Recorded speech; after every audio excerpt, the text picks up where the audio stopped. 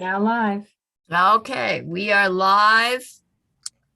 I don't know if the audience can see that big white notice that comes up, but it's now gone. This is Senate Finance. This is February 1st. Everybody take a deep breath. We've got 4 weeks to get all our work done. And we're going to go back today. I have asked if when they're putting out the agendas or the chairs things and the reports on what we're working on, if they could put a footnote that says that we are not spending an exorbitant amount of time on female hygiene products, that this really is the corporate income tax bill. But I looked at the list of things that we were spending time on, and I'm saying, oh, if I were the public, I'd want to know. This is the corporate income tax. It is one of those vagaries in which vehicles are needed. We passed the underlying bill last year, and we are now dealing with the corporate income tax. And Representative Kornheiser is with us. And Representative, as I'm sure you know, this committee deals with a lot more than taxes. So we last year did broadband when you were doing this bill. And the question came up. This committee, I don't think, has dealt in corporate taxes. The last time we made a change was to go to unitary, and I believe that was probably a decade ago. So the question is, why are we doing this? And then wondered if we could get you to talk a little bit about why you also did the changes to the corporate minimum tax, so that we could understand, exactly what your purpose was. Sure. Hi, Representative Kornheiser, here visiting from Ways and Means. I'm in the State House, so I feel at a bit of a disadvantage. I'm on my iPad and I don't have other devices to help me through my documents. And so apologies for whatever happens next. I did have a very good time explaining to the interns that I work with exactly what you just explained to the public, Madam Chair, about what it means to have a vehicle that then gets emptied of pieces of itself and then becomes another thing, and why we're talking about this, not something else. And so it was a very useful lesson, actually, in the legislative process for all of them. So I think really big picture, what our purpose with these corporate reform pieces is really about modernizing and recalibrating our corporate tax structure to the way corporations operate now. Both corporations that are headquartered in Vermont, but more importantly, corporations that are headquartered outside of Vermont that might be gaining profits from their activities in Vermont, and making sure that we're sort of keeping up with those changes, both in terms of what's happening at the federal level, what's happening internationally, and then how profits are sort of tidied away in certain corners in order, in ways to make sure that we can make sure we are making the most of that for the sake of our revenues. And to really acknowledge that so much of corporate profits over the last, I'm going to pick a random number, the number's 30, but it's not a very accurate number. Over the last many years, so much of corporate profits has really transitioned to profits that are sort of explicitly from labor, or profits that are explicitly from manufacturing or the use of land, and much more into this very abstract profit making that comes from the moving of money around, from sales, from services. As sort of profits become more and more abstract, making sure that we are capturing as much as we can of those revenues that have any nexus in Vermont. And so we're thinking about what a nexus in Vermont means in a more targeted way than I think we have in the past. And this is part of that same evolution that you all took on a decade ago, as you said, when you began the conversation about combined filings. It's really, I see it as the next step from that. And then separately on the corporate minimum tax, I think the biggest point here, and we can talk about sort of, the profits of Amazon through the pandemic as a really good example of this. Mhm. But I think what it comes down to is we've put a lot of minimums in statute in many, many, many categories of our tax code, and they're stagnant numbers, and we don't go back and update them very often. And so the rest of the world changes and grows, people's incomes go up, corporate incomes go up, but our thresholds, we need to check in with them and make sure that they're realistic, both the top threshold, that it's sort of capturing these extreme tops that we have now in corporate income that I think we're all aware of, and that the minimum might be experienced differently by Vermont's very small corporations. And so it's really just, that section of it is really just catching up with all of the changes that have happened in profits and numbers over the last many years, because we didn't build in inflators or things like that. We just need to go back in and check and catch it back up. And so on the corporate bill, the way we set that top threshold was we asked tax, and Graham will explain this better than I will. And there are a few things I like to do less than explaining Graham's words to other people. But we just basically asked, what is the top threshold that would capture a number of taxpayers, and sort of set it near there to make sure that it's calibrated with the reality of the people who are making profits with a nexus in Vermont, corporations, not people. So I went through a pretty lengthy presentation when I was here last year to talk about all this, but I'd rather just answer specific questions that are lingering for people at this point, if that's okay with you, Madam Chair. Committee, does that help give us a grounding as to why this bill has been brought forth? It does. Senator McDonald, you're still puzzled? My comments would only be philosophical, Madam Chair. I will hold them. Thank you. Senator Pearson. Thank you, Representative Kornheiser. I'm curious. There are some parts of this bill that I like and some that I don't. And could you describe, just out of curiosity, does your committee see this as important to be a complete package, or it sort of fits a theme, and so you brought things together that way? In addition to, you've stated before that the goal was to be sort of revenue neutral, but in terms of policy, could you just help me understand if there was thinking along those lines? I think the easiest section to divide out would be the feminine hygiene products, which you've already done. But we did have a conversation, a fairly wild floor debate on this that wound up dividing the bill out into multiple sections. And some of it was messier than others. If you divide it, you probably need a new fiscal note. But I think we designed it to be revenue neutral. I think that's a really important part of finishing up the work, and something that the committee spent a lot of time on. But as I'm sure you can tell, the minimum taxes are sort of a separate piece of policy and statute than the corporate sort of configuration changes. Taking those separately from each other, even though they have slightly separate fiscal impacts, is hard. I think, the Joyce to Finnegan changes, the move to the single sales factor, all of that. I think it's best to keep all of those together in a cluster. And then, is the cloud on this one still? So that is on there, but I've already separated that out just Yes. in what I think it might be possible for us to accomplish. I think we'll look at both of them, but not necessarily conjoined. Yes, and so that one, of course, lives in also a separate area of statute, but really contributes to the revenue neutral aspect of all of this. Is that helpful? Thank you. Yep. Yeah.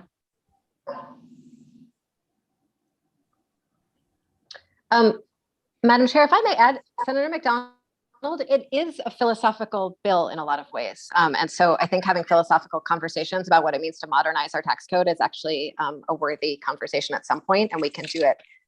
We don't need to do it with the whole committee watching if you don't want to. Okay, that would be fun. You are a brave woman, Representative Kornheiser.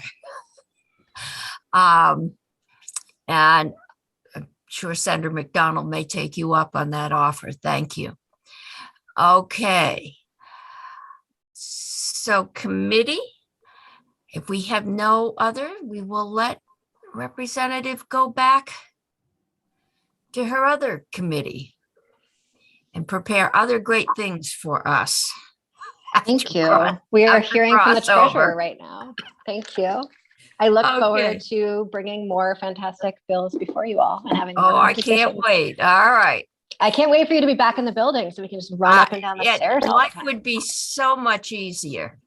We seem to be headed in the right direction. So Okay. maybe in a Well, couple of weeks or a week. Thank you for having me here, and I will Okay. see you all soon. We'll Take see care. you.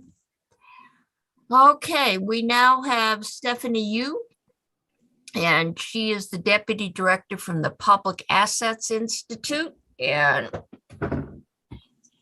Ms. Yu, the floor is yours. Thank you, Madam Chair. Thanks for having me. As Chair Cummings said, my name is Stephanie Yu. I'm the Deputy Director of Public Assets Institute in Montpelier. We're a non-part, for those of you who aren't familiar, although I think most of you are, we are a nonprofit, nonpartisan public policy think tank established in 2003. And our mission is to improve the lives of everyday Vermonters by analyzing state tax, budget, and economic policy from that perspective, and then bringing that analysis to state policy discussions. So I think for us, there's two ideas that provide important context for any discussions about corporate tax changes or economic development policy. First, an important thing to know is that most job growth comes from the expansion of existing businesses or the startup of new businesses in a state, not businesses relocating to a state. And that's true in Vermont to the tune of about 90% of jobs at last count. The second idea that I think frames this discussion for me is that Vermont should claim its fair share of corporate income and to do its part to ensure that all corporate income is taxed somewhere. So that means working with other states to make sure that there are no loopholes in state tax policy.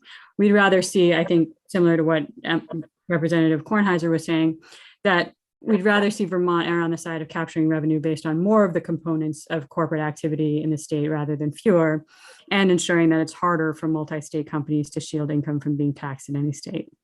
So with that in mind, we sort of took a look at this bill, and I would say from our perspective that we are sort of trying to take each of these pieces independently, because while there is interaction, I think there's also sort of different arguments for each piece. So with those kind of ideas in mind, it follows that we would support moving from the Joyce to Finnegan method of combined reporting. We've talked about this in the past, about the importance of that. We'd also support the repeal of the 80-20 language and then we'd reject the elimination of the throwback rule. With all of these changes, I think the idea is sort of a cohesive picture of how we're thinking about corporate income and what is Vermont's share of corporate income, so that we're doing our part to limit the loopholes. Again, I think anytime we're thinking about corporate taxes or economic development, we're sort of assuming that bigger corporations have the ability to game the system and will, leaving smaller businesses disadvantaged, so that there's sort of a different perspective depending on how big the business is. So, we've all seen this sort of pitting states against each other for the best tax breaks and the best deals, and sort of leading to this race to the bottom spiral.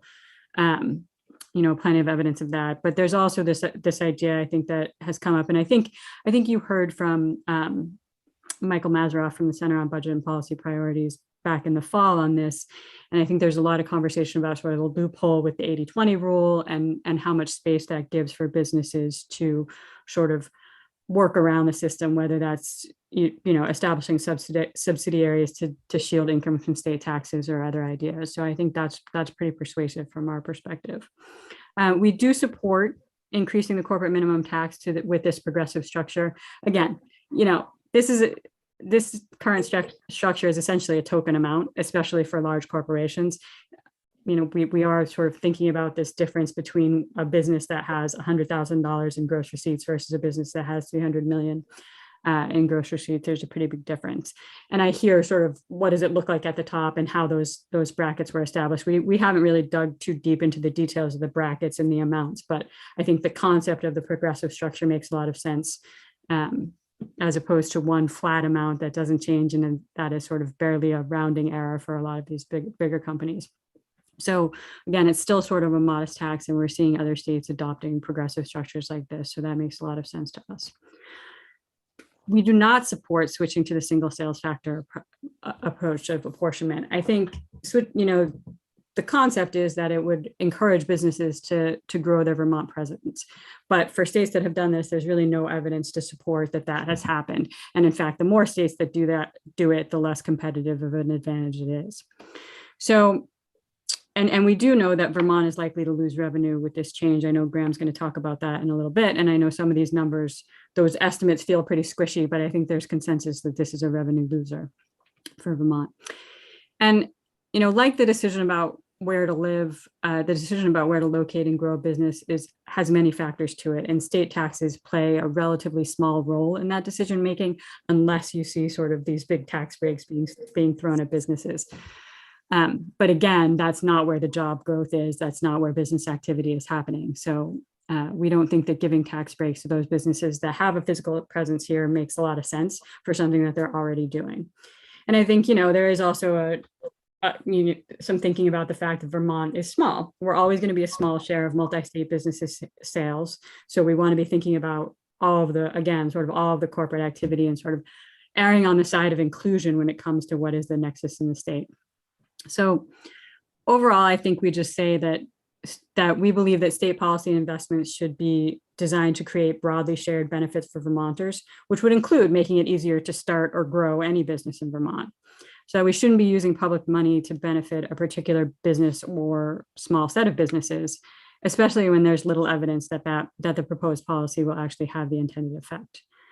So from our perspective, the best economic development is investing in businesses and people who are already here and in those things that make employees want to live here. Strong communities, good worker protections, including benefits that don't depend on employers, good schools, sustainable environmental policies, good infrastructure, including broadband. And so an idea like this that involves, so particularly the single sales factor approach that involves foregoing revenue, that puts pressure on public services that Vermonters need and depend on. So I think it's important to carefully consider these policies and for you to be clear that the benefits to the state residents outweigh the cost of public services and foregoing that revenue. And in the case of switching to the single sales factor approach to corporate taxes, we believe that the benefits, if there are any, do not outweigh the cost. So, we do believe that these policies are divisible and that there are some that actually are revenue positive, and that the single sales factor is the biggest sort of negative revenue impact. And so you could do these good pieces that kind of scoop up Vermont's share of what's going on, and not do the piece that loses the revenue. Thank you. Okay, questions? Committee, Senator Sirotkin. Thank you, Stephanie. Excuse me. Did you give similar testimony in the House? I did not. No. We were not engaged in that process last spring. As I understood Representative Kornheiser, she was looking at this as a package. I'm not sure I fully understood whether she was saying, we realize we're going to lose money on the single source thing, but we're going to gain money on otherwise. So overall, corporate taxes will remain about the same. I don't think she's saying for any individual company they're going to stay the same, but overall. So I guess you didn't monitor their discussion to see whether that was important, and they went into this with their eyes open, and they rejected the theory that they could do one way and gain revenue on corporations in one sense and lose on another sense. We can hear from Graham. He was probably there a little bit more. I'm sorry I didn't ask Representative Kornheiser that question directly. Thank you. So if I could just kind of respond to that. I think there are a couple of states that do sort of divide some of these policies that have the Finnegan method, but don't have the single sales factor approach. So there are examples where that's true. And I think, as you know, Graham can talk more about sort of the details. I know he's dug into the different pieces, but I don't think that they have to go together. I think it is possible to do these. I think what I heard, Emily, what I heard Representative Kornheiser say was that, you know, the goal was to be revenue neutral. And I know there are a lot of different components sort of in the mix of this bill at various, you know, at various iterations of the bill. But, you know, like I say, there are several states that have some of these other rules without the single sales factor approach. Okay, so the one thing that you would object to is the single sales factor. And that's the one that when I heard the presentation was that was the one that would give a slight advantage to Vermont businesses, because they wouldn't be, if they expanded and gave us jobs and all those other things, they wouldn't be deterred because their corporate tax would go up unless their sales went up. So if they were located here and did the bulk of their sales out of state, and I can think of a couple that do, that it would advantage them, and at the same time disadvantage or collect more from the out of state that does the bulk of their sales here, or not the bulk, but a significant number. I doubt we consume it, the bulk of any national or international corporations' output. But so your objection really is that we could collect more money if we stayed with the three factors that we have now. Yeah, I think it's important to understand why you're foregoing the revenue. Are you for, you know, the businesses already have a physical presence in the state. So are you for, you know, do you actually, the question is what influences their decision whether to grow or expand in the state? And would this have a big impact? And I think that the body of evidence is that there's not a connection, right? There's a lot of reasons why businesses are deciding to grow or expand, or even relocate, or open a branch in another state, or any of sort of these different decision making. And there's no evidence that which of these approaches they choose really make a big difference in that regard. But we do know that it does have. Can you send us some of that documentation? Yeah. Because we seem to have a history of corporations that start very small, that grow to a certain level, and then they sell out to a large out-of-state corporation, or they move for a lot of reasons, or they start expanding out of state. They build their second factory somewhere else. So if you could share, you know, some of the background on that, that would be helpful. I'll be happy to do that. And I know Michael Mazeroff from the center has also shared some of that information, but there's okay, yeah, he has been here, but we will ask him. I don't know if we've got him coming back. We've got a couple folks, but we'll try and just tighten that up. Senator Hardy. Thank you, Madam Chair. Thanks, Stephanie, for being here. Just a question. Could you clarify what you said about the throwback rule? This has been one of the areas that I keep getting confused on, and were you supportive or not supportive of it? So the proposal is to eliminate the throwback rule. We would like to keep the throwback rule. So we don't support eliminating the throwback rule. There's too many negatives in there, but did that follow? Okay. Yes. Okay. Thank you. Mm-hmm. Okay. Committee, any other questions? Senator Pearson. Thank you. This is really helpful, Steph, and you know, because it's really confusing and we end up hearing from a couple of people and it's hard to know even what to ask. Could you help better explain why the throwback rule? I think you've helped me understand single sales, but the throwback rule, I couldn't articulate why people feel one way or another about it. And so any help you could offer would be great. Sure. So, I mean, again, I think the idea here is that we're trying to, that we're sort of coordinating so that there's no income and for a corporation that gets that, what they call nowhere income, right? That it doesn't get taxed anywhere. And that's really the goal. So, so the idea is that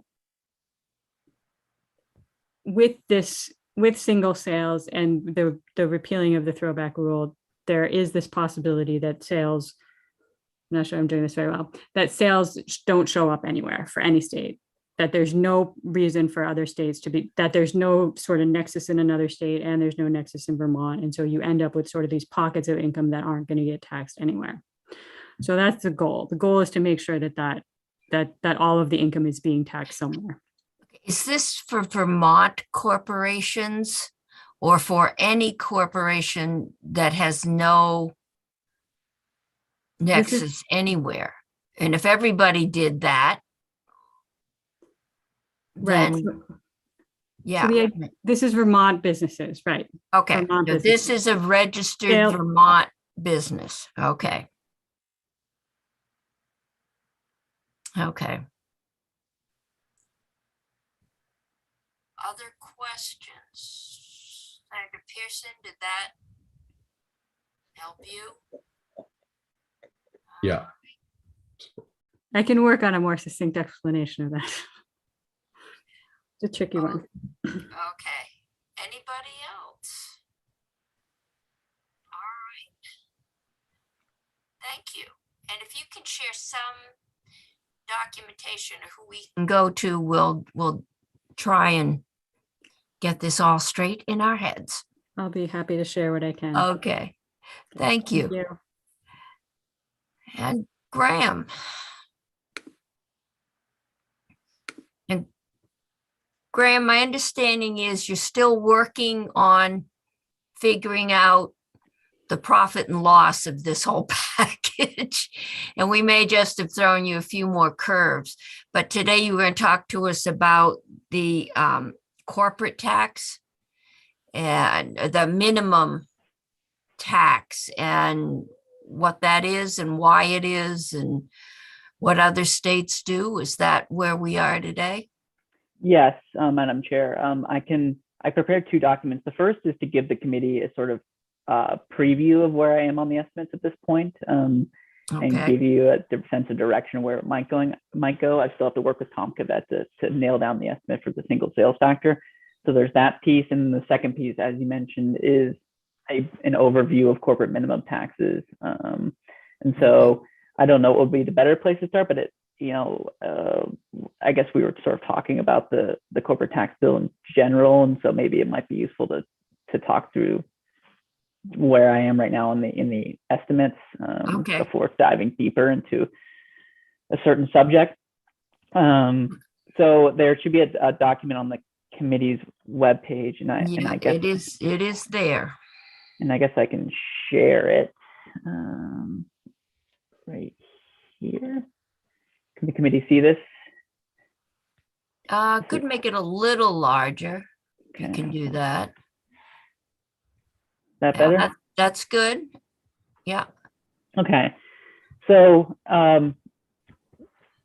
this is a table that lays out where our office is on the updated estimates of all the pieces within S53 related to corporate tax. I want to stress here that I'm showing these as sort of fiscal year 23, 24, 25, 26 impacts, but the bill itself has some pretty wacky effective dates. And so depending upon if the committee moves on this bill and changes the effective dates, the impacts will change by year. So for instance, the House passed a bill with a lot of these being made effective in January of 2022. And that has an impact because the flow of corporate tax payments throughout the year is not even. It flows in at different times of the year. And so I want to emphasize here that the committee should be thinking of these as more or less full year implementation impacts. But as the bill is currently written, the effective dates would need to be changed in order to sort of make that happen. And so I will start with the numbers the line items that have numbers next to them, and then flip back to single sales to give you a sense of where we are. So we estimate that repealing the throwback rule will reduce state revenue by about $850,000 a year. And just to build upon misused testimony here, this is a change that what I think affects Vermont businesses to the extent that you want to call them Vermont businesses, but it affects businesses nationwide that have a presence in Vermont, either through a subsidiary or through a member of a unitary group. The way the throwback rule works is, if suppose a company is operates in 5 states, and in one of the states it does not pay corporate income tax because it doesn't have what's called nexus in the state, then essentially those sales get excluded, and it becomes nowhere income. And so what the throwback rule in Vermont does, and in other states, is it says, to that corporation, you're not allowed to sort of have nowhere income. That income is going to be attributable to Vermont for the purposes of your sales factor. And so by that, in that way, it sort of provides a disincentive for corporations to sort of divide their sales amongst states and structure their businesses in ways that they can limit nexus. It kind of takes away the incentive to structure their business in a way that avoids nexus. And so we have the throwback rule to sort of, and to the extent that other states have throwback rules in place, it is sort of acting as a prevention against distortions in business structures. And so by repealing that rule, we estimate that you'll be losing out on about $850,000 in revenue. And the mechanism, the way that works, is the sales factor, becomes slightly smaller for the apportionment, and therefore the tax liability becomes less important, or smaller rather. The repeal of the 80-20 language, we estimate, this one did not have an estimate in the previous iteration of the fiscal note, but I've done some digging, talking to other states, and we estimate that this will raise about $2.3 million a year going forward. And that's because we're sort of roping in overseas business, or subsidiaries or members of the unitary group that have overseas business operations that are currently not being considered part of the unitary group right now. And so again, we're increasing the sort of size of the sales factor, and I think that's the mechanism through which we're getting increased revenues. The change to the Joyce to Finnegan methodology is expected to raise about close to $7.5 million per year. And the reason again for this one is increasing the emphasis on the sales factor and making sales factors greater. So, and with Joyce to Finnegan, if there's a member of a unitary group that has any nexus within a state, it triggers nexus for all of the other subsidiaries and members of the unitary group. And so we're essentially, what I've told legislators is we're casting a little bit of a wider net by switching to Finnegan. And then finally, the corporate minimum tax changes, we estimate will raise about $4 million in corporate tax revenue. So, and I'll go into sort of the details of the corporate minimum tax in the second half of this presentation, but altogether, those 4 pieces we estimate will raise close to $13 million in a full year of implementation. Now, the biggest wild card to this overall estimate is the single sales factor. In the fiscal note that was drafted when this bill passed the House, we estimated that this would reduce revenues to the tune of about $20 million a year. And so it would swamp these revenue gains. However, we have updated information from the tax department, and the switch to market-based sourcing for tax years 20 and tax years going forward may lessen the revenue impact here. It is likely to be less than $20 million of revenue loss a year. But to help the committee understand where I think this may go, the way that Tom and I have built this revenue forecast and how most states build revenue forecasts or impacts on single sales is they look at what is the percentage of corporate revenues that will go down. So if it's, so for collecting, if you look at the top line of the table, $87.4 million, 10%, a 10% decrease in corporate revenue is about $18.7 million.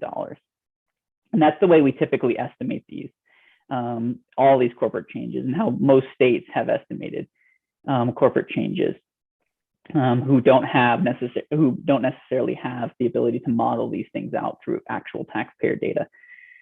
And so the fiscal note in the spring estimated that just under 15% corporate revenue loss would occur because of the change to the single sales factor apportionment.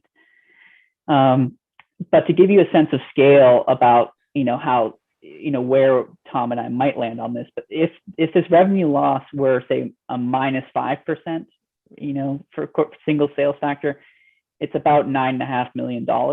So you'd end up with a bill that was, revenue positive. But if it was sort of a minus 10 revenue impact, you're looking at a, almost $6 million revenue loss, from the bill.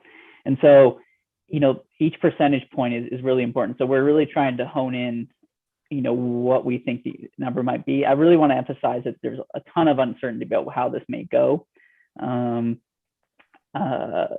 it really depends upon who are some of the biggest taxpayers in a given year, because some years some big corporate payers pay a lot of tax, and in other years they don't pay anything, just depending upon whether they have a tax liability or taxable income that given year. What we will say is that Tom and I have looked through a very large number of states, and no state has seen a revenue increase from change to single sales. So we're pretty confident that this will be a revenue loser. It's just how big of a revenue loser we don't know just yet, and we'll know by Friday. But to give you a sense, if it's 5%, this bill is about $3 million positive. It's negative 10% of corporate revenues, and this bill is a revenue loser, or revenue, it will reduce revenues, I should say. Okay. So, well, Graham, you're probably not the one to ask if they're losing money, why are states doing it? But I think the reason states do it is kind of the reasons that, I think most states are, that you've heard articulated from other people here. So, yeah. For instance, a lot of people believe that companies with large payroll and property factors in your state, it's a benefit to those. Most typically tend to be manufacturing businesses. And so and in the models that we've seen from the tax department, switching to single sales for manufacturing as a group does reduce their tax liability. And so it is a benefit for manufacturing businesses. And I think some of the earlier states who moved on single sales were Midwestern states with very large manufacturing bases. Wisconsin is the big example there. There's arguments that this is a better reflection of how the economy works nowadays. For most businesses, for big manufacturing particularly, you should be taxing the activity in the state rather than just their presence in the state, whether they have people or property in the state. And then there's the theory that, if other states are moving in this direction, then you are potentially in a disadvantage, by keeping a payroll and property factor within your apportionment formula. So if every other state changes to single sales factor and they're basing their corporate tax upon just, the sales of the business, if you are the only state with a payroll and property factor, then it is in effect a penalty to, set up your business and have employees and property in the state. So those are kind of the broad overview of why other states will be doing it. But generally, we have not seen a state that has implemented this that has not lost revenue. Some states even report switching to single sales as a tax expenditure in their tax expenditure report. So and the size of the numbers, is quite, large. You get revenue loss in other states of about 5% of corporate revenue, and then you get some that are all the way up to 30%, 20%. And so it really varies depending upon the corporate tax base. And so Tom and I are using data from other states, the experience from other states, but also some very valuable, actual modeling from the tax department to see how this would impact state revenues. Okay. And again, I'm sure if we ask the tax department, we've heard that if they have a plant here and people, that we are picking up the additional income, sales, all that other tax, other forms of tax revenue. If they're not here, we lose that. Does that get factored in? I guess I don't necessarily understand the question. So the businesses that will see a lowering of their tax liability are those where their share of their payroll and their property as a share of their total nationwide payroll and property is greater than their sales factor. So whether their sales in Vermont are greater than the sales as a share of their national is greater than their payroll and property shares of their national property and payroll. We have two somewhat agriculturally based businesses in Vermont who I'm sure sell a lot more nationwide and internationally than they do in Vermont. So if we go to a sales only factor, they will pay, if we don't change anything, if we stay with the 3 factor, they may see some slight, depending on if they're doing any of these others, but they won't see any major change. If we go to the single sales, they will see some reduction, theoretically, in their corporate tax. And I'm sure when we ask the tax commissioner, he's going to say yes, and that's now. But if they decide to add, a second plant, where will they put it? If they put it here, our agriculture gets to sell raw material to them, which if it's in New York State or, Illinois, they won't, or Canada, which has a very low corporate tax, I'm told. So if they go somewhere else, we get nothing. If they stay here, we get something, but we also get to tax the income of additional employees. We get the sales tax from everything they buy to build. Is that factored into any of these at all? Or is this just, it's a pure, if we go from 3 to 1, this is what we're going to lose? And I suppose if nothing expands, that's the truth this year. Right. So there's no, the short answer to your question is it does not account for any sort of dynamic thing. So if those agricultural businesses establish or build a plant here because of single sales factor, then no, we don't account for extra income tax. I think Ms. Yu is correctly stating the economic literature on this is that there has not been a lot of evidence to link increased manufacturing employment, increased employment, or broader economic development effects with a change to single sales factors. And so I'm not going to sort of, I guess, get into that too much more, but just to say that, I think that it's a policy decision about whether, the literature is going to show one thing, and I think the legislature can make up its mind about whether it believes that to be truly the case. Okay. So, but as it sits right now, know that the estimate here is more or less highlighting, under, current law, they're paying this. If we switch to a single sales factor apportionment, this is what they will pay. We're not assuming that they're going to expand more in Vermont because of the change to single sales Okay. factor.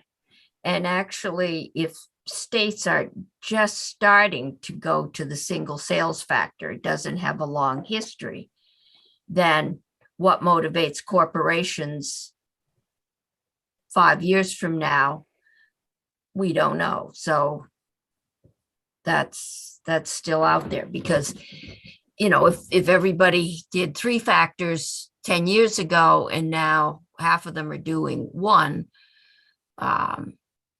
that could change it, but we don't know that. Okay. Committee Chair? questions on this one? Yeah, I can't see everybody. That's Sandra Pearson. Yeah. Yeah. Thank you, Madam Chair. Graham, this is a little ledge counsel, but you seem to have a grasp on some of the way that these policies intersect, and that's what I'm still struggling with. So I at this point, I would need to be convinced that it's the time to give corporations a tax cut. And so I'm leaning against the single sales factor change. Are there other, the throwback or the repeal of 80/20, is there a logic that hooks them together? Or, I think as I understand, Joyce to Finnegan is kind of a standalone, and I'm seeing the benefit there, but I'd love to understand, to the extent you can explain, how the changes link together, or should link together, or at least have a logic that links them, if you have any sense of that. Yeah, so I think the short answer to your question is none of these have to be, you can do these on standalone. You could do any of these on standalone, is my understanding. I think there are some that if you make the change to single sales factor, it probably makes sense to switch to Finnegan methodology. I've read articles about that, and I think, Ledge Counsel, and also if Mr. Bruce Fort from the Multi-State Tax Commission is testifying, he can probably speak to that a little bit better. But the overall answer to your question is, if the committee decided to say not do single sales factor apportionment, that does not preclude doing the other 4 portions of this bill. It's not as if they rely upon each other. There are certainly dynamic effects here. So if you did not do the single sales factor apportionment, the estimate on the corporate minimum tax might change slightly. But that's just because under a single sales factor regime, some corporations might end up paying the minimum tax, if that makes sense. So they might not have very much tax liability. And so there's dynamic effects in the numbers here, but in terms of whether this is a package that you either have to strike it all down or, thumbs up to all of it, no. I think you can pick pieces here that if you wanted to, you could pick pieces out and keep those and get rid of others. And just in terms of the logic that maybe binds them together, you've convinced me we could do any or all, but is there, I guess I have heard if you did single sales factor, you would be advantaged to also do Joyce to Finnegan, but not necessarily the other way around. But so the logic holds, but anything like that jumps out to you? No, I would say, the biggest one that I've read is if you switch to single sales factor, it's probably a good idea to switch to Finnegan as well, but not vice versa. In fact, 3 years ago, when this whole corporate tax discussion was in its nascent stages, the Department of Taxes was already thinking and planning to change to Finnegan methodology just in rules and regulations. And there was no talk about single sales factor. So, this got sort of thrown into the bill sort of mandated, because I think the department was still thinking about it. But no, there's none of these that, other than that link between single sales and Joyce to Finnegan, in the direction of if you change the single sales factor, you probably should switch to Finnegan. That's probably the only real linkage that, if at least in my analysis, that I think makes sense. I think throwback I think kind of stands on its own a bit, as just a policy to, prevent nowhere income for corporations. Under a single sales factor, it becomes a little bit more important, because you're now putting more emphasis on the sales factor. I think I've been told by the tax commissioner that if you switch to Joyce to Finnegan, then the throwback rule kind of becomes somewhat irrelevant, because now you're roping in, the entire group of corporations under a unitary group. So it probably becomes a little bit less impactful under Finnegan. So there's these dynamics here, but there's none that really sort of say they have to go together. Any two.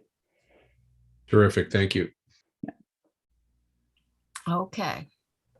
Madam Chair, Yeah, that's Senator Sirotkin. it is. Okay, yes. Graham, in the House or any time during this process, has anybody but the administration advocated for these changes? The Ways and Means Committee heard testimony from a couple of people who were in favor of some of these. I think the Associated Industries of Vermont came in on throwback rule and repeal, and they supported also the single sales factor change. There was a gentleman who was an accountant from New Hampshire, I think, who said moving to single sales would be a positive benefit for corporate taxation in the state. But I can't fully remember the witness list and who was for or against each piece. Most of the testimony has been focused on the change to single sales factor. There was not sort of testimony, saying Joyce to Finnegan is problematic.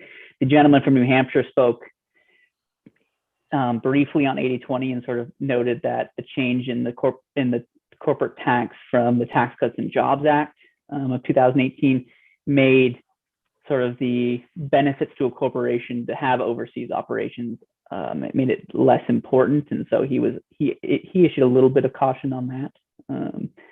But that's, I think, to the extent to my memory of the people who have spoken strongly in favor of these. So yeah, I'm focused mostly on the single sales tax. So it strikes me that if that comes out in your numbers costing the state of Vermont 10 or 15 or $20 million, in isolation, it wouldn't make a lot of sense to do it. But if you peel back the onion a little bit, and it turns out that Vermont taxpayers are paying a lot less as a result of that change, and other corporate entities are paying more, but the net is still a loss, then I might look at it differently. But I think what I heard the Public Asset Institutes say, that in the scheme of things, this is not really a deciding factor in whether a business moves or grows or whatever. So do you have any, you said you may done some preliminary analysis on how much that's going to cost us, but do you have any analysis on how it's going to break down between in-state and out-of-state corporate payers? Yes, the tax department has provided us with a lot of information about that. And I think it's the beneficiaries of single sales. I think, as a rule of thumb, I think, as the commissioner said, the businesses that have a substantial amount of payroll and property in the state but sell most of their stuff out of the state will benefit. the strongest area where you see this showing up is under the manufacturing sector. Under the tax department runs that I've looked at, manufacturing is always a winner under this proposal. But I want to caution the committee to sort of think about exactly what a Vermont corporation means. So, you know, does a Vermont company mean that they are, you know, 100% of their payrolls in Vermont, 100% of their properties in Vermont, and 100% of their sales in Vermont? If that's the case, then there is no revenue change for this bill because they're all in Vermont. If they are 50% based in Vermont, 50% payroll in Vermont, 50% property in Vermont, and 2%, you know, sales in Vermont, then they're going to benefit significantly from this change. And so what we generally see, though, and this is the case with, you know, corporate taxes in general, is that most of the corporate tax is paid by very large corporations with very large gross receipts, revenues. And these are not businesses necessarily that you would think of as Vermont businesses if you're thinking about, you know, this is a business that was born in Vermont or has a ton of payroll and property in Vermont. You know, there are winners also within single sales, you know, who you wouldn't consider, you know, very much Vermont based at all. So think about potentially like a retailer which has a couple of stores in Vermont. They might have payroll percentage of about 2%, a property percentage of 2%.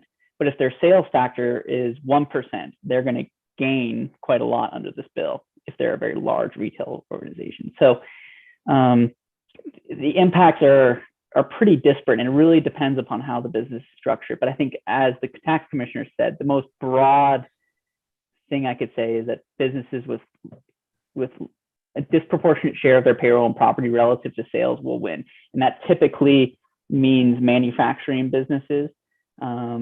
Manufacturing businesses are almost always winners under single sales factor. So you're looking at, you know, not just Vermont, you know, base manufacturers that are like 100% of their payroll and properties in Vermont as a manufacturer, but even those that are, you know, have a plant or two or many employees, they're likely to benefit just because Vermont, they're not selling their products in Vermont.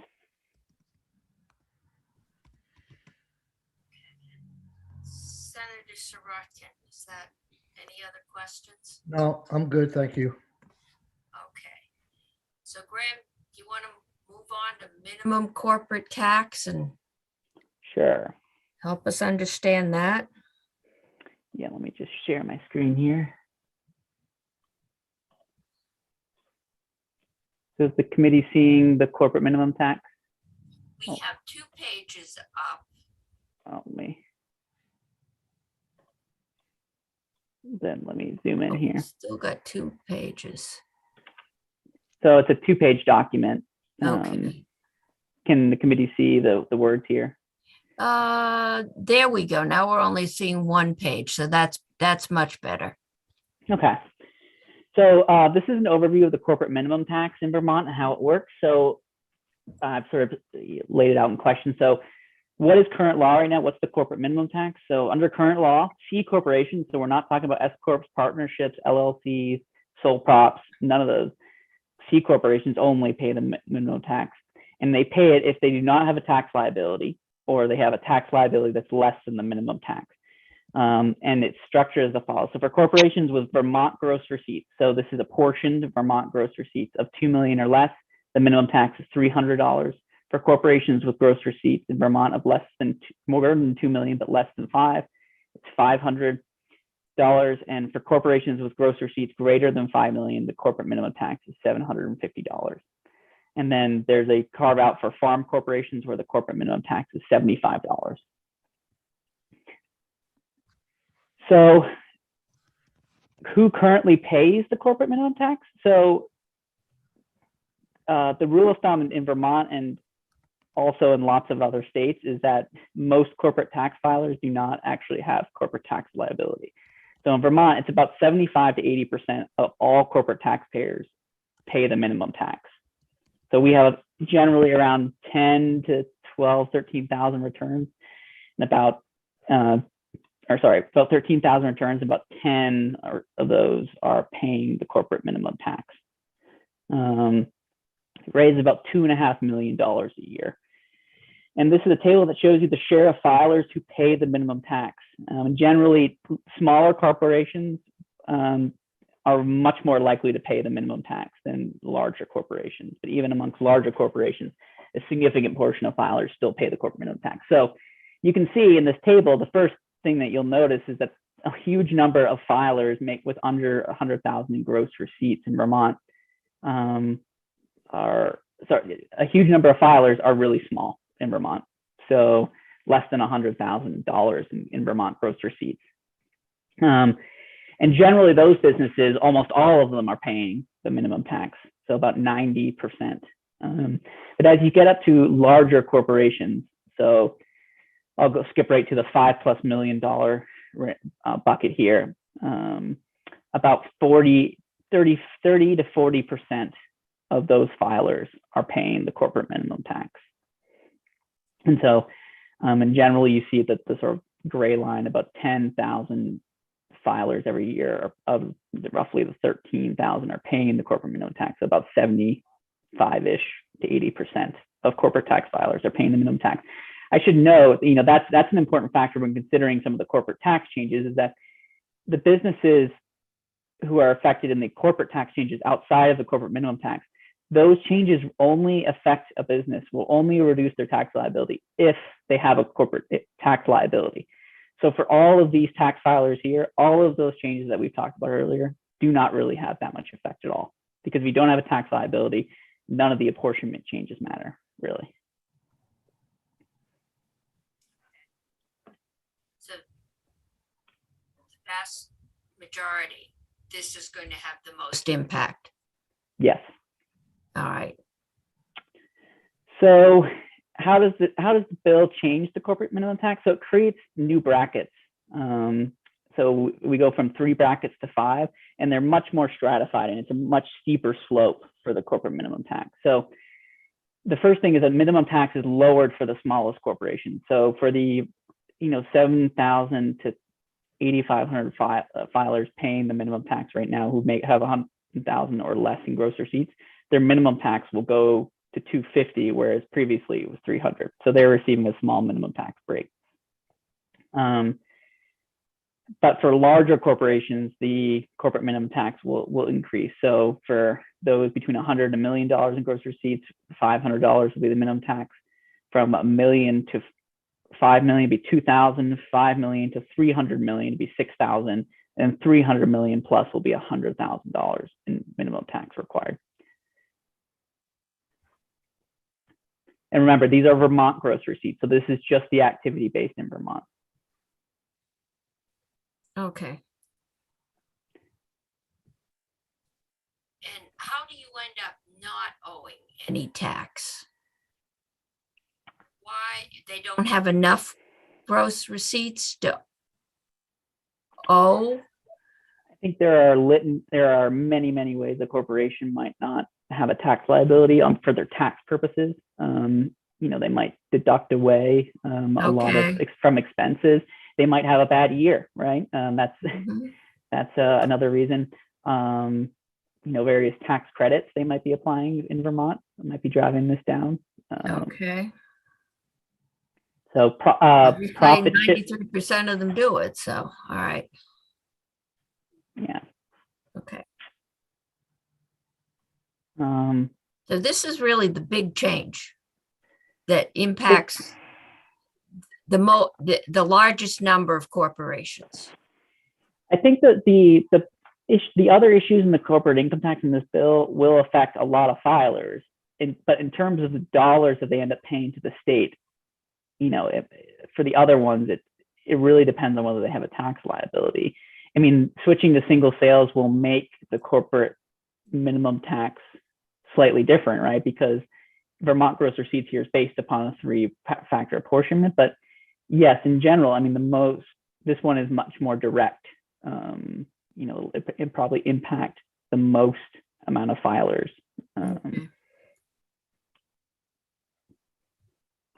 So how much does this raise? We estimate that this proposal in its current form under these brackets will raise $4 million a year with a full year of implementation. So in S53, this was made effective for about half a year.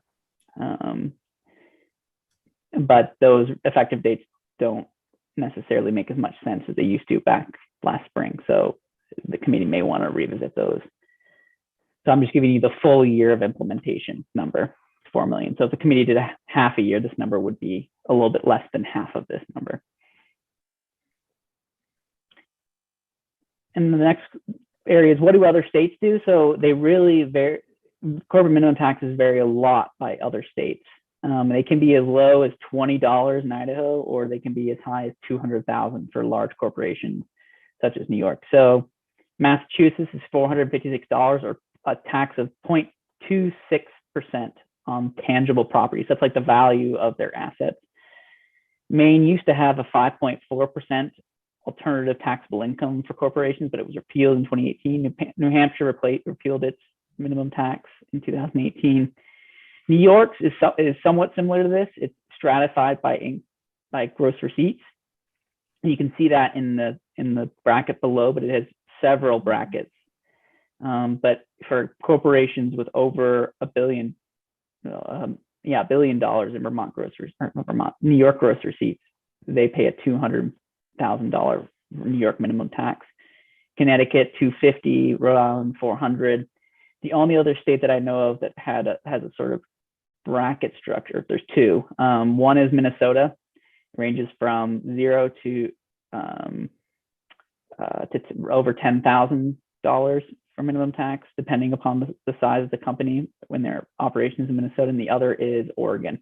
Oregon is $150 for under 500 and $100,000 for sales in Oregon of greater than $100 million.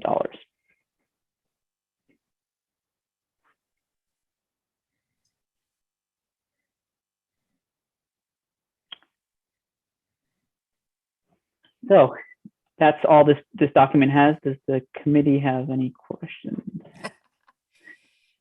Okay, so we say that they're all over the place and this doesn't give us a base to work on. Okay. Yeah, and they are all over the place. What's set up in S53, I think would make Vermont sort of in the same bucket as New York, Oregon, Minnesota, where you have a quite large corporate minimum tax for very large corporations.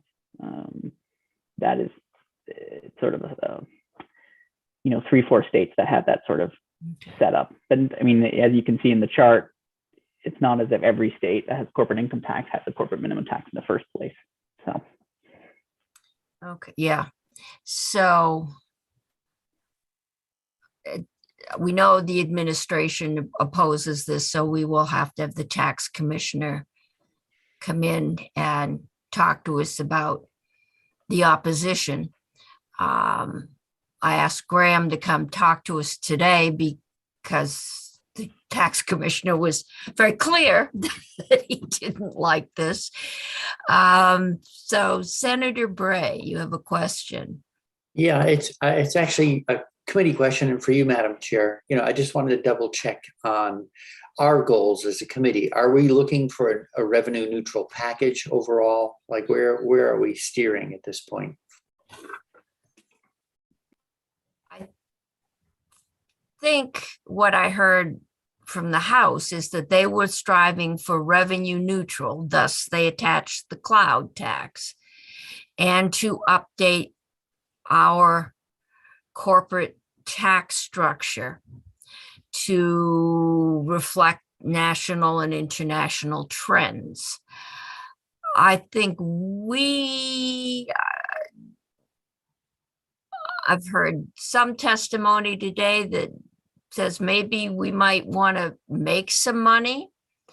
But I don't know that we have set clear goals. We really have been trying to get a grasp on what's going on before we set goals for what we're going to do.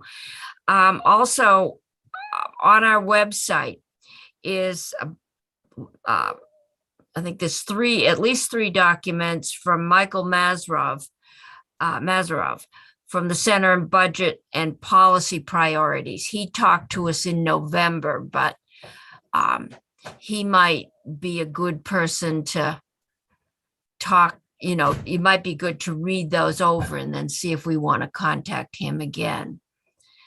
But that is on our website. But we haven't set a goal. So what are your thoughts? Senator My own Gray, you thoughts? started it. Well, no, I think my sense is that, well, this is a simplistic answer, but it may not be far off from where I would end. Just that we're not in a period of budget shortfalls. We haven't been charged with raising money the way we often are charged with. So I'm not inclined necessarily to go looking for new revenues. I think all this being sort of smarter about how we balance things between different sources, I think, modernization, whatever we want to call it, adjustment, that certainly makes sense to me. But I didn't come into the room thinking we're also looking to increase revenues per se. That isn't what we started out with, but that doesn't mean it's not where we're going to end up. So I think that is for us to decide. And committee, we look all very puzzled. And maybe somewhat overwhelmed. But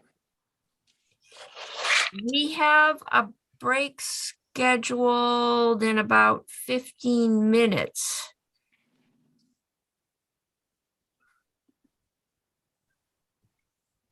Okay, and we do have somebody from the Multi-State Tax Commission coming in from 3:15. Do you want to take a break now? Think about all of this, come back at 3, and then we can have the committee discussion at 3 about, now that we've seen this, what are our thoughts? Senator Bray. Yeah, so I didn't mean to spring that on everyone as a question out of the blue, but I'm just feeling like we, no witness has tried to do this to us, but I remember Senator Gaillard used to talk about witnesses who would walk you into the swamp and drop you off. And I just Only feel like Senator Gaillard could say that. Most of you probably don't remember him, but. And, so no one is, I think, tried to walk us into the swamp and drop us off, but I'm feeling like we're a little bit in the swamp because we have so much detail. And so that always, my instinct is to say, okay, to try to get out of that a little bit is to say, well, where are we heading? And that's why I was asking the question then. And I think that would be a good discussion to have at this point. I think we've gotten the base information. This was the magnum opus from Ways and Means last year. And they obviously have a lot more time to dig into the details and the nuances than we do, because they just do taxes all day. So why don't we take a break, kind of absorb what we've heard, and then we'll come back at 3 and continue the discussion. And at 3:15, we have Bruce Fort from the Multi-State Tax Commission. And we will talk to him, and maybe we will have some good questions. Okay. Okay. So Faith, you want to put us on